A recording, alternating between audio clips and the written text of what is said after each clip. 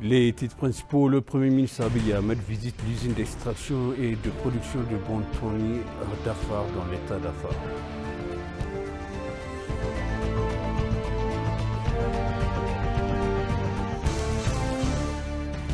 L'ambassadrice du Maroc en Éthiopie a souligné la nécessité de préserver et de restituer les patrimoines culturels en Afrique.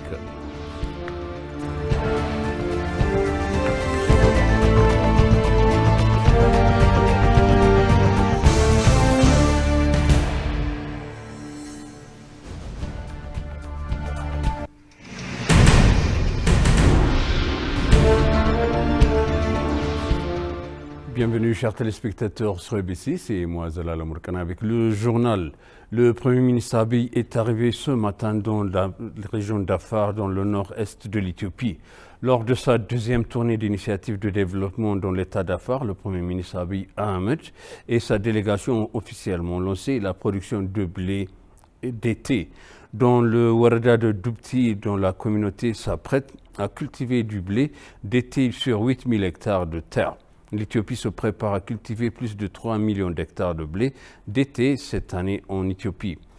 Environ 24 000 hectares de terre ont été préparés pour la production de blé d'été dans l'état d'Afar. Parallèlement, le Premier ministre et sa délégation ont visité l'usine d'extraction et de production de Bontonite d'Afar dans le district de Warseso dans l'état.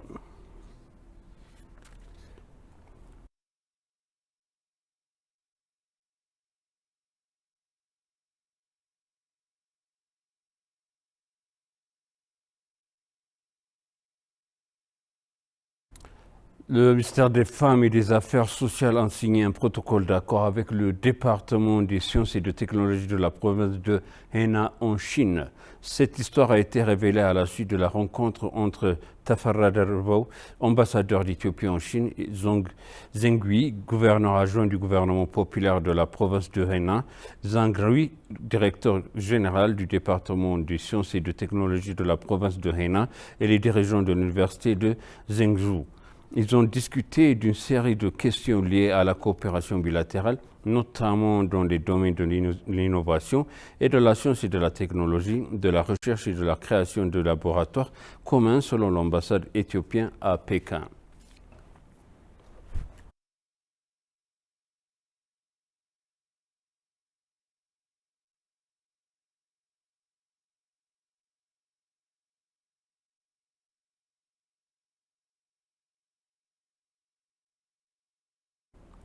La conférence régionale annuelle de l'autorité intergouvernementale sur le développement IGAD sur la déclaration de Kampala sur l'emploi, les moyens de subsistance et l'autonomie des réfugiés rapatriés et des communautés d'accueil se tiendra ici à Addis Abeba, en Éthiopie, du 30 au 31 octobre 2023. Dans un communiqué de presse, le bloc régional a rappelé que les États membres de l'IGAD ont signé le 28 mars 2019 la déclaration de Kampala sur l'emploi. Les moyens de subsistance et l'autonomie s'engagent à promouvoir les opportunités de moyens de subsistance et l'inclusion économique des réfugiés, des rapatriés et des communautés d'accueil.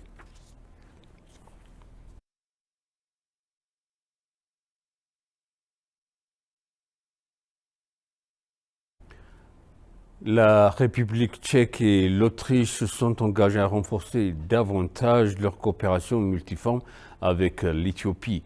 Les ambassadeurs de la République de Tchèque et de l'Autriche ont célébré leur fête nationale à Addis Abeba. À cette occasion, l'ambassadeur tchèque en Éthiopie, Miroslav Kosek, a souligné l'importance du renforcement des relations bilatérales avec l'Éthiopie. L'ambassadrice d'Autriche en Éthiopie, Simone Knapp, a déclaré que l'Éthiopie est l'un des pays sur lesquels nous concentrons notre coopération au développement.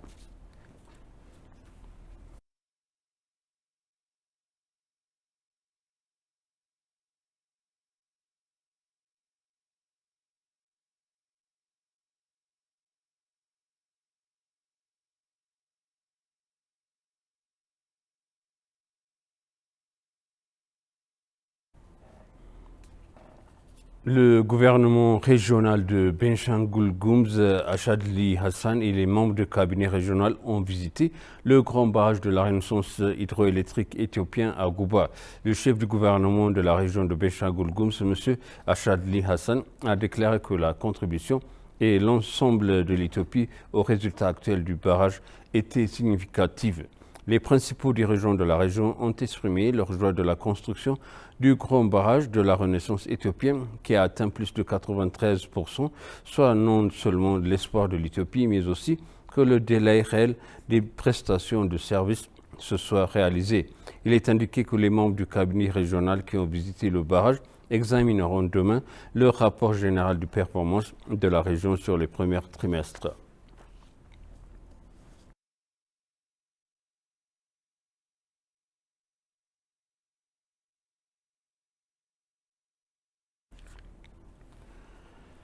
La restitution et la préservation des patrimoines culturels africains constituent un pilier fondamental pour la construction d'un avenir commun comme le renforcement de la solidarité en tant que continent, a noté l'ambassadrice du Maroc en Éthiopie, Neza Aloui Mabdi, lors d'une table ronde organisée conjointement par l'ambassade et l'Organisation des Nations Unies pour l'éducation, la science et la culture.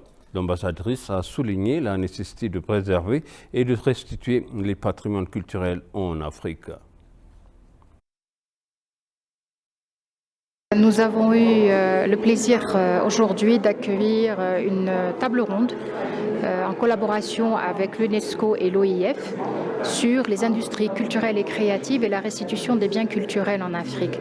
Cette thématique a suscité, comme vous l'avez vu, l'intérêt de beaucoup d'ambassades et aussi du monde académique éthiopien. Nous avons eu aussi l'honneur d'accueillir Monsieur le ministre de la Culture et des Sports de la République fédérale démocratique d'Éthiopie. L'importance de cette thématique est évidente pour nous, pays africains, mais nous nous sommes rendus aussi compte que c'est une thématique qui est aussi importante pour d'autres pays européens comme la Grèce ou bien pour les pays latino-américains.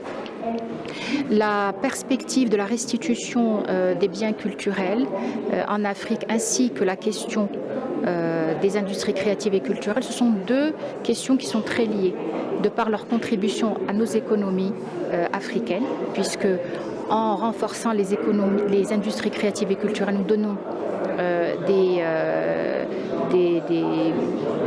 des postes de travail à notre jeunesse, mais nous créons aussi de la richesse pour nos économies et nous nous approprions notre histoire culturelle et notre héritage.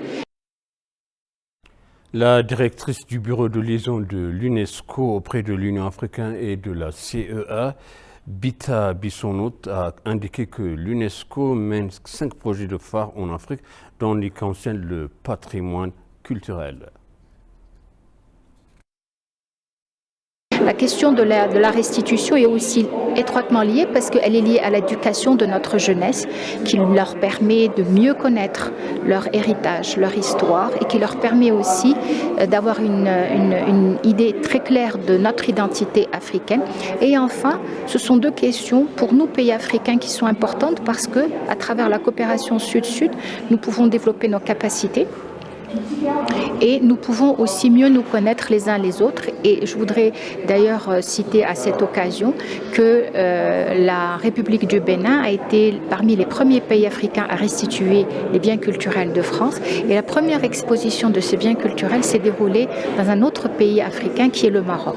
Et nous avons eu vraiment l'honneur d'abriter cette exposition pendant plus de 6 mois cette année au musée Mohamed VI de Rabat, la capitale du Maroc. Et c'est comme ça que cela a suscité un très grand intérêt et c'est comme ça que nous pouvons travailler, nous, pays africains, non seulement à construire de meilleures capacités, mais à mieux nous connaître. Et pour conclure le journal, la ministre de l'Emploi et de la Compétence Moufaria Kamil a déclaré que le prix international Startup de 2023 a atteint l'objectif fixé par le sommet africain. Moufaria a conseillé les organisateurs du prix international Startup sur la mise en œuvre de la conférence. En outre, la conférence aurait dû créer un environnement dans lequel les entrepreneurs endommagés peuvent accueillir des compétences et les connaissances de technologie et le soutien financier appropriée. Le fondateur de Global Innovation Initiative Group et les organisateurs de la conférence ont déclaré « Nous sommes satisfaits de notre séjour en Éthiopie selon les informations du ministère du Travail et des Compétences ».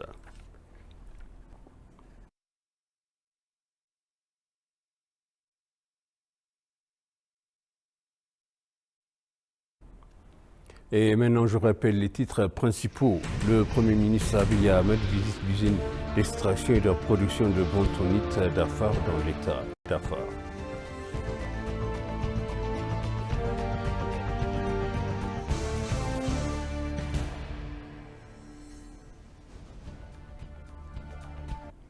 L'ambassadrice du Maroc en Éthiopie a souligné la nécessité de préserver et de restituer les patrimoines culturels en Afrique.